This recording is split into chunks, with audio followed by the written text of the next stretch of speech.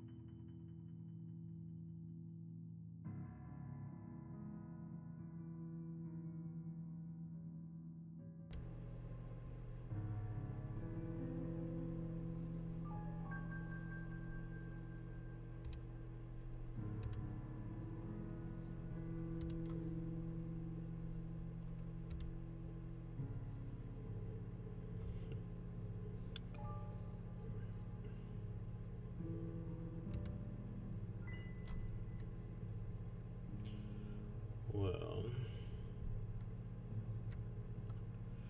since this is the first stream I've done in a while, you're going to need some trial and error here.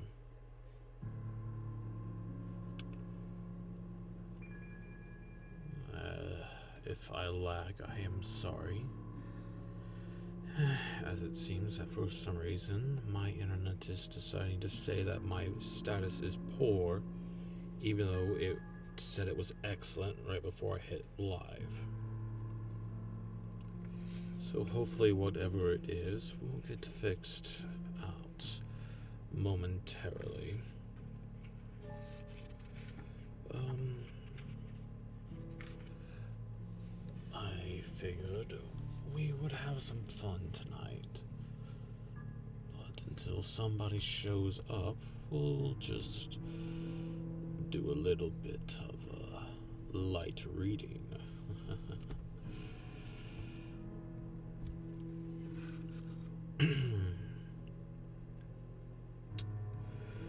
The first short story that we will be reading is from a collection of mine. One of my collections, I should say. Oh boy, I really hope that this doesn't buffer and sound weird. It probably will. But it is what it is for now. Let's go back to this.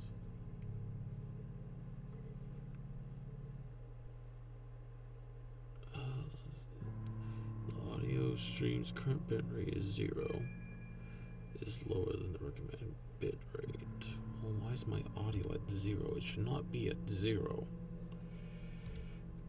Alright, give us 1 second. Audio.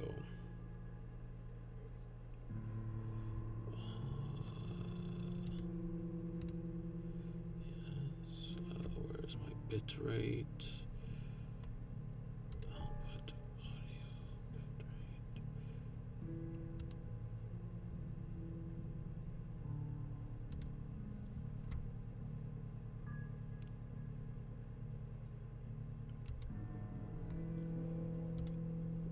Will that... see if that works. I hope it works. I've been trying all day to get this to work. Now you're saying that you're healthy. Alright, well... the first story that we will be reading is The Haunted Burglar by W.C. Morrow. Anthony Ross, doubtless, had the oddest and most complex temperament that ever assured the success of burglary as a business. This fact is mentioned in order that those who choose may employ it as an explanation of the extraordinary ideas that entered his that entered his head and gave a strangely tragic character to his career. Though ignorant, the man had an uncommonly fine mind in certain aspects.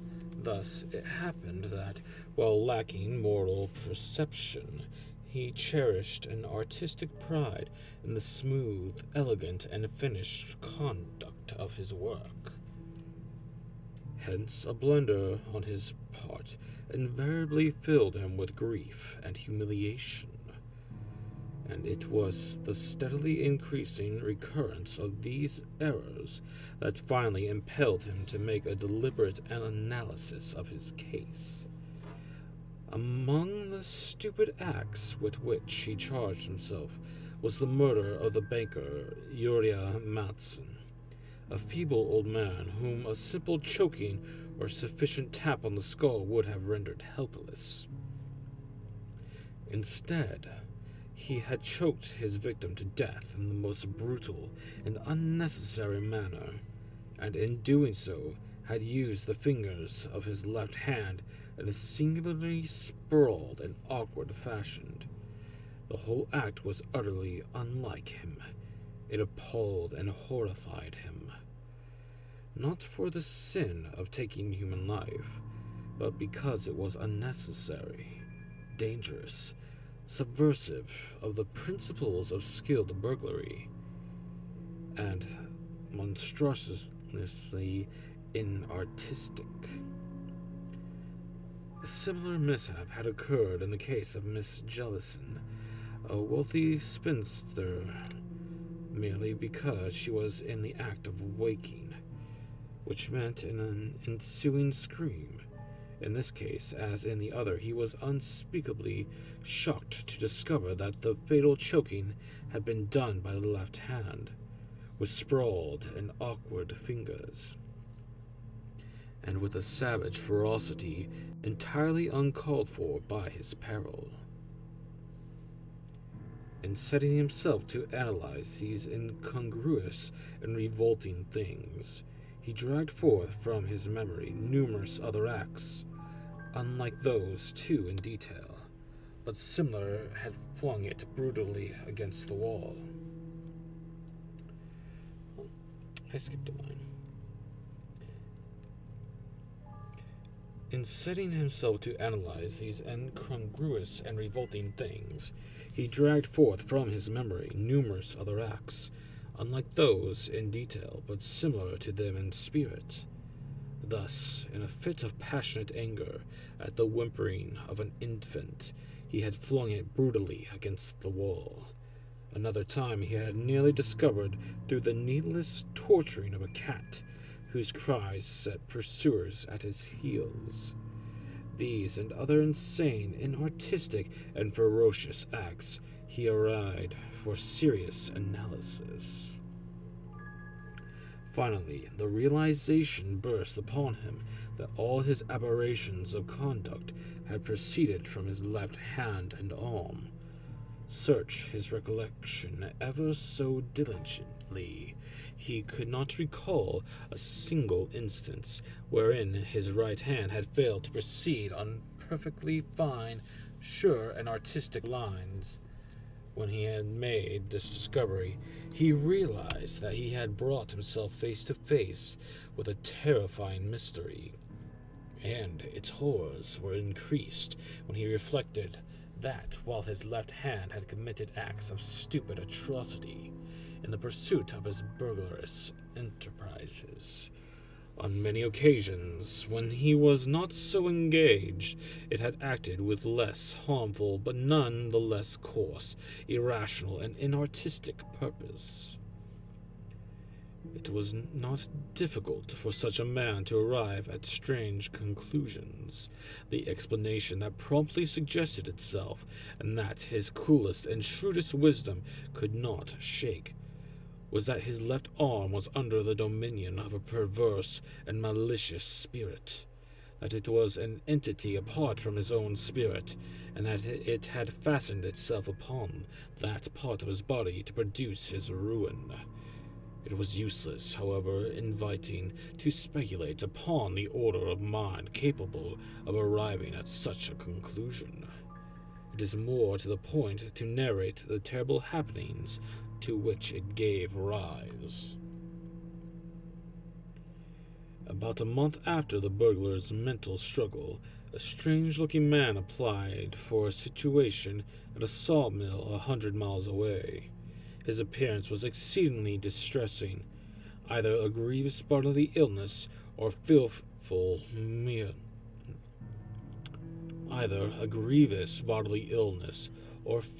mental anguish had made his face wan and haggard, and filled his eyes with the light of a hard desperation that gave promise of dire results.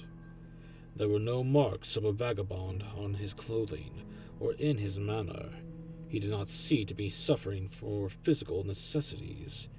He had his head aloft and walked like a man, and an understanding glance would have seen that his look of determination meant something profounder and far-reaching than the ordinary business concerns of life. He gave the name Hope. His manner was so engaging, yet withal so firm and abstracted, that he secured a position without difficulty, and so faithfully did he work, and so quick was his intelligence, that in good time his request to be given the management of a saw was granted. It might have been noticed that his face thereupon wore a deeper and more haggard look, but that its rigors were softened by a light of happy expectancy. As he cultivated no friendships among the men, He had no confidants. He went his dark way alone to the end. He seemed to take more than the pleasure of an efficient workman in observing the products of his skill. He would stealthily hug the big brown logs as they approached the saw, and his eyes would blaze like the great tool went singing and roaring at its work. The foreman, mistaking this eagerness for carelessness, quietly cautioned him to beware. But when the next log was mounted for the saw, the stranger appeared to slip and fall. He clasped the moving log in his arms, and the next moment an insatiable teeth had severed his left arm near the shoulder, and the stranger sank with a groan into the soft sawdust that filled the pit. There was the usual commotion attending such accidents, for the faces of workmen turn white when they see one of their number thus maimed for life. But Hope received good surgical care, and in due time was able to be abroad. Then the men observed that a remarkable change had come over him. His moroseness had disappeared, and in its stead was a hearty cheer of manner that amazed them. He was losing of a precious arm, might have remained to the end of his days a competent and prosperous man. But one day he left, and was never seen thereabout again. Then Anthony Ross, the burglar, reappeared upon the scenes of his former exploits.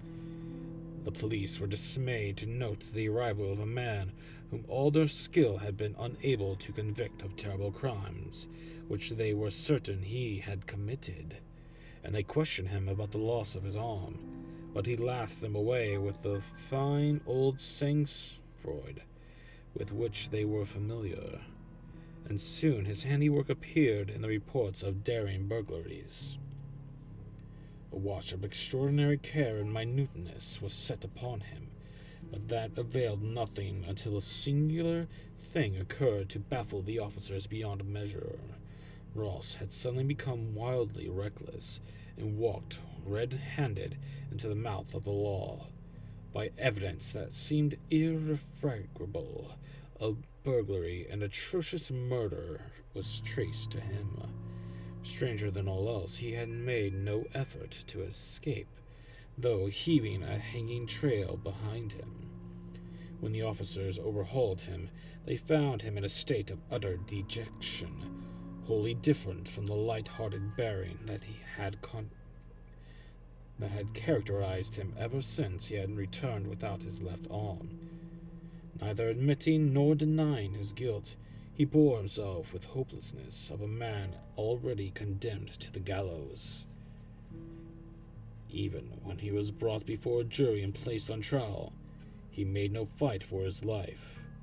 Although possessed of abundant means, he refused to employ an attorney, and treated with scant courtesy the one assigned him by the judge.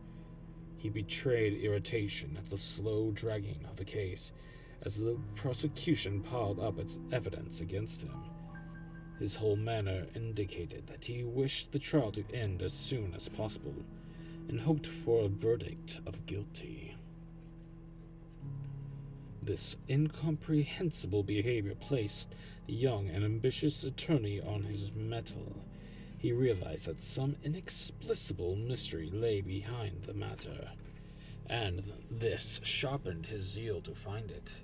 He plied his client with all manner of questions, and tried in all ways to secure his confidence. Ross remained sullen, morose, and wholly given over to despairing resignation. The young lawyer had made a wonderful discovery, which he at first felt confident would clear the prisoner, but any mention of it to Ross would only throw him into a violent passion and cause him to tremble with palsy. His conduct on such occasion was terrible beyond measure. He seemed utterly beside himself, and thus his attorney had become convinced of the man's insanity. The trouble in proving it was that he dared not mention his discovery to others, and that Ross exhibited no signs of mania unless that one object was approached. The prosecution made out a case that looked impregnable, and this fact seemed to fill the prisoner with peace. The young lawyer for the defense had summoned a number of witnesses, but in the end he only used one. His opening statement to the jury was merely that it was a physical impossibility for the prisoner to have committed the murder, which was done by choking. Ross made a frantic attempt to stop him from putting forth the defense, and from the dock wildly denounced it as a lie. The young lawyer nevertheless proceeded with what he deemed his duty to unwilling client. He called a photographer and had him produce a large picture of the murdered man's face and neck. He proved that the portrait was that of the person whom Ross was charged with having killed. As he approached the climax of the scene, Ross became entirely ungovernable in his frantic efforts to stop the introduction of the evidence, and so it became necessary to bind and gag him and strap him to the chair. When quiet was restored, the lawyer handed the photograph to the jury and quietly remarked, "You may see for yourselves that the choking was done with the left hand, and you observe that my client has no such member." He was unmistakably right. The imprint and the thumb and fingers forced into the flesh in a singularly ferocious, sprawling, and awkward manner was shown in the photograph with absolute clearness. The prosecution was wholly by surprise. The prosecution, taken wholly by surprise, blustered and made attempts to assail the evidence, but without success. The jury returned a verdict of not guilty. Meanwhile, the prisoner had fainted, and his gag and bonds had been removed, but he recovered at the moment when the verdict was announced. He staggered to his feet, and his eyes rolled.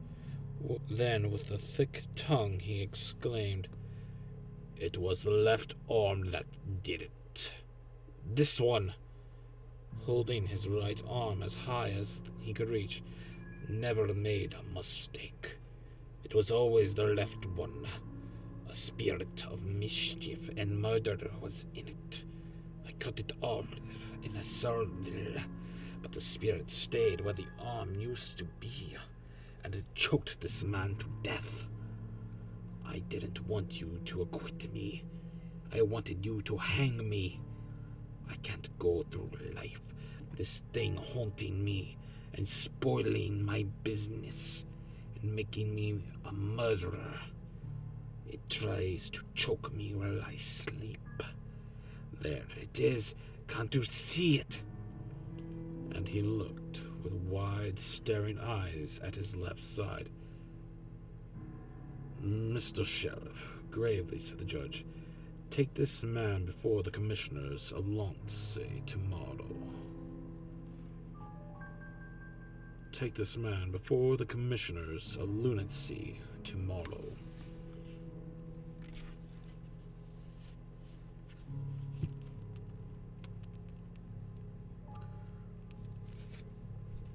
So there we have it. A rather precarious situation, I would think. A man possessed, yet stayed the same. Curious, is it not? To be possessed of one's own darker self. To claim a spirit of mischief possessed a single part of your body. An interesting concept. So, let's change the music. Let's see. This one will work.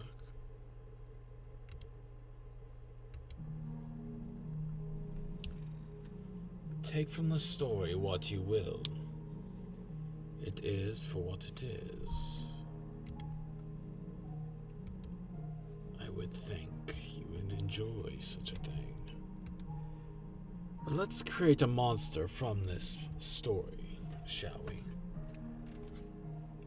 I know I have no viewers to say or suggest memes or tropes or anything of the like, so I will be putting my suggestions in the chat as well. A monster that possesses, quite obviously, an incorporeal ghost is what you would first assume this monster could be. But let's actually change that, shall we? Let's say we make this an aberration.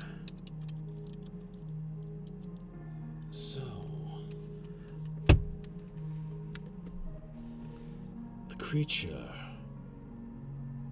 is possessed, but not in the manner in which you would assume to be. Your creature infects your party member, unbeknownst to them. So, how does it possess them? Let's say you could go with the incorporeal route, a ghostly monstrosity of a thing, but I think we could do better, no? Let's say that it releases spores, similar to a plant. So the creature releases infectious spores into the air. Upon death, your party members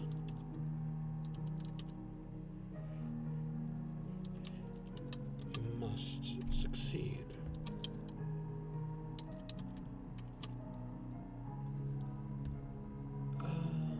Wisdom saving throw.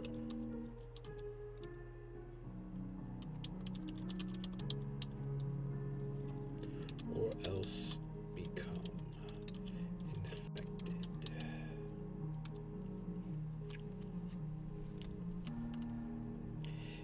If you're wondering why I'm not using, Google Docs or thing, it's more or less because I am not that great at being a tech solve, and my abilities to show them on OBS, which is the system I use, is not that great. Okay, thank you, notification. So, this creature releases spores that infect the party. That right there is terrifying. But let's take a look at this, okay?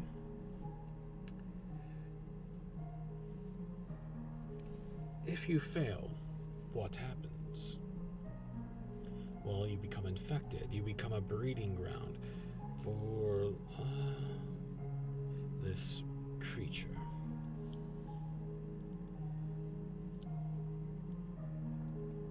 It infects your mind. It infects your body. It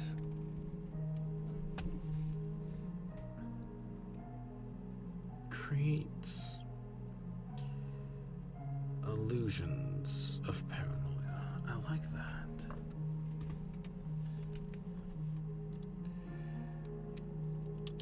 Let's see.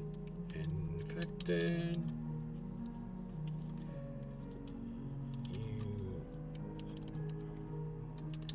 PC becomes paranoid.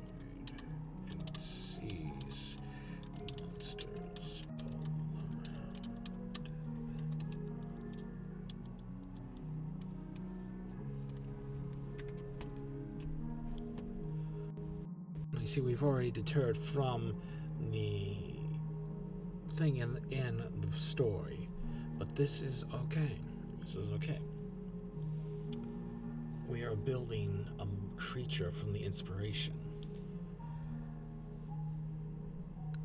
Now, what are the telltale signs? Let's say,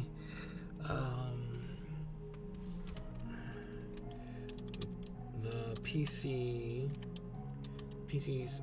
eyes change to a iridescent yellow. Their eyes go yellow, and they begin to eat strange things, such as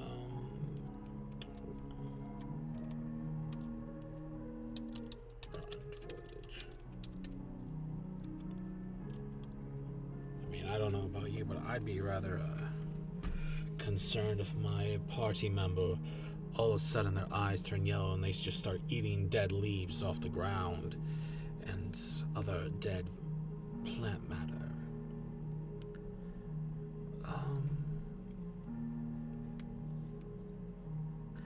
Now, obviously with something like this, you gotta consider how would they treat it once they have become infected. And then you also have to set your DC, your wisdom saving throw DC and all that stuff. Obviously with something like this, you would need be up to your DM. It could be an antidote, or some sort of medication that you'd have to take. Kind of like if you were to get worms or some sort of parasite in your body in real life. It could be remove curse or greater restoration. A creature like this, I don't think would be able to be removed with lesser restoration, though. Because it's not just the one thing attacking the body, really. It is millions and millions of worm-like spores that are growing and being incubated and multiplying inside the body.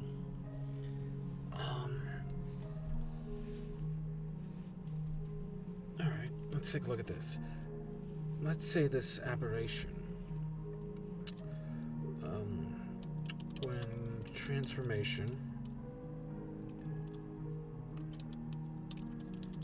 is nearly complete, the PC's limbs will be covered with oily yellow boils.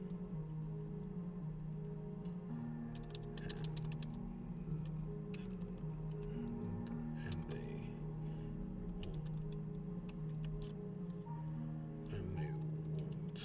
won't be able to speak coherently. I think I spelled it right.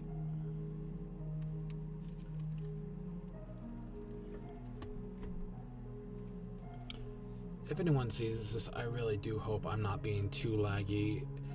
I'm trying on what I have. If I were to end the stream right now, I could guarantee you that my stream status would say I'm in excellent condition, so I don't know what's going on. Yes, as such, viewers will suffer buffering.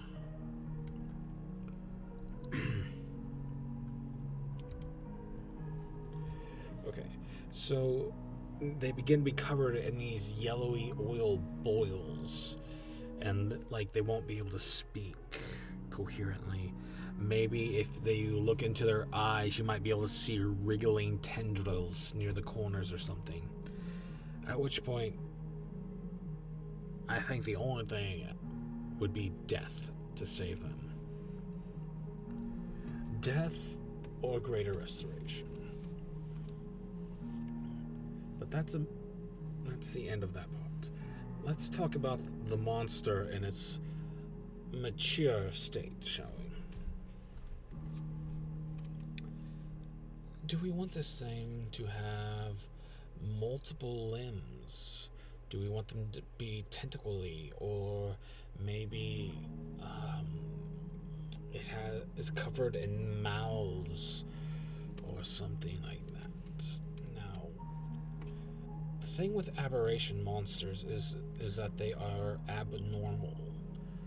So to say, oh, it has 2 limbs, well, you could do that, but there's got to be something strange about those limbs. And if you're using a system like D&D, which is the system that I use primarily, generally, if you have multiple arms and limbs and stuff, you generally have an equivalent amount of attacks during your turn. So if you give this thing like 6 attacks, it could be very difficult to deal with. However, I've got a different idea, because this thing doesn't really want to. It's not going to be a high AC monster where it's going to be really hard to hit. It's not going to have a lot of hit points. But what it is going to do is it wants to set up its death burst. It wants to breed within you. It wants to grow and propagate. I think that's the word. So let's give this thing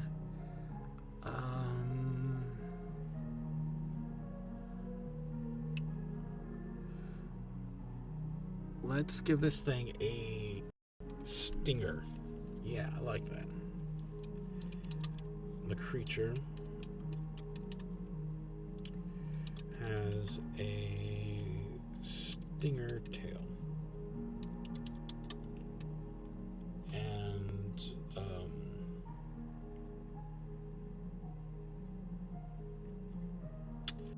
3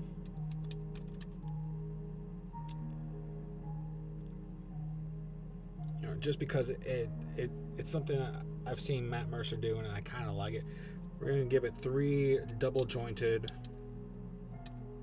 That's not how you spell double. Double joint. Work with me, keyboard. Jointed arms. When it attacks with its arms, it grapples the target.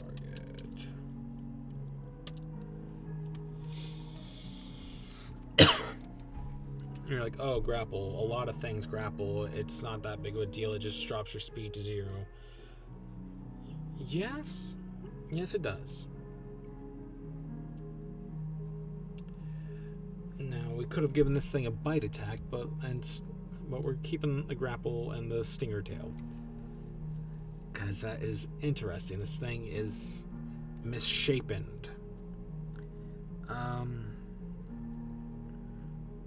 Something like this, you get the sense of a fungi or something. So, let's see here. Its skin is translucent.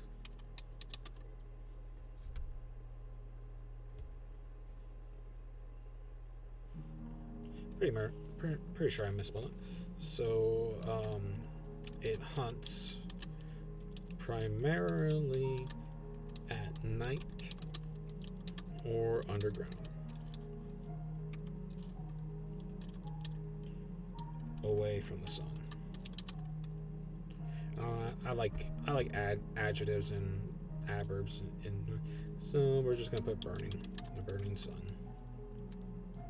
So this creature has sunlight sensitivity, so that means it has it gets weak in the sunlight.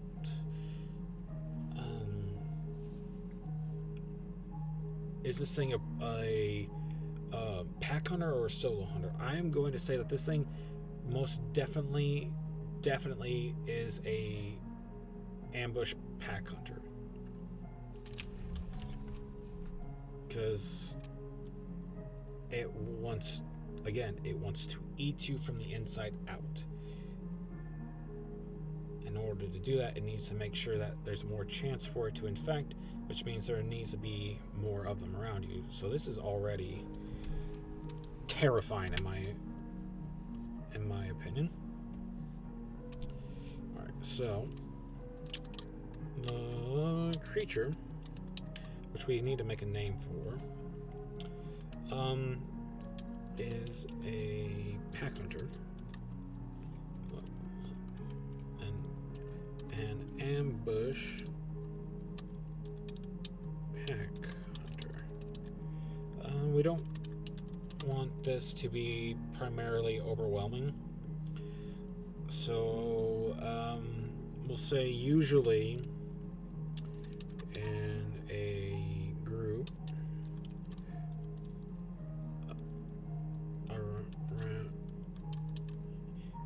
a group around 5 to 9. I feel like that's a good number for these things.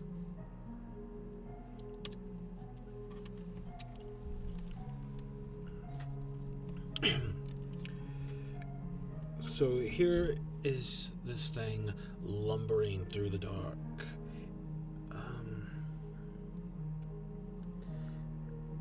And it besets the party. It explodes when it gets near death, infecting someone. Maybe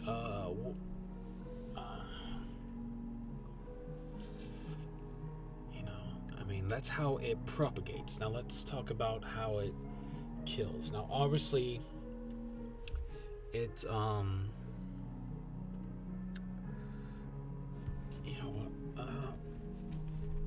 here we go. Its eyes are let's just describe its face. Its face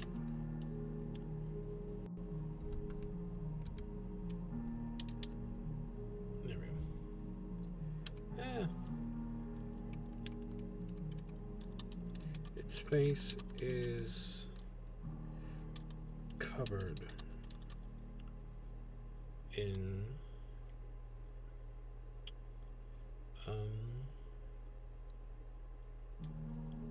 did I lose my internet? Not be surprised. No, I'm connected. Okay. Alright.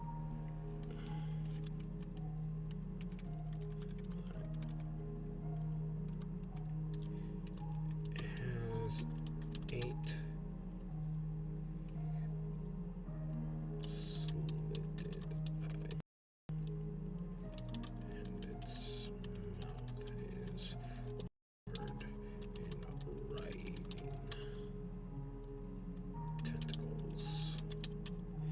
probably mumbling now, and I apologize. I do that a lot.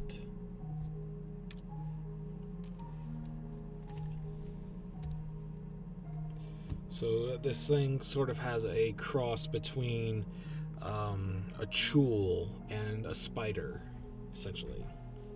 It's like, and this is the thing about creating monsters. You just gotta start somewhere and just start building. This thing is covered, like, oh man, it's got a tentacly mouth, so it probably either has a row of like serrated teeth underneath that just like soaks up the things, or the tentacles are its mouth and it just like expands, and like a leech just drinks you dry once you're dead. Ooh.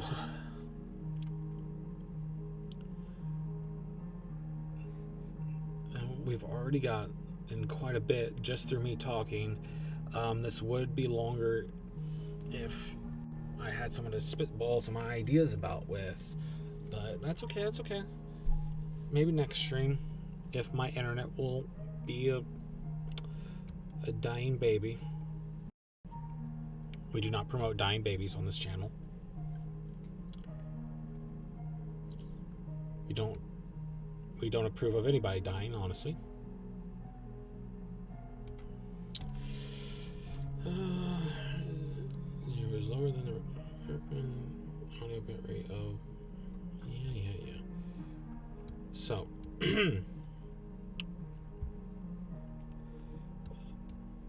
we've got this creature. It needs a name. Because at this point, we're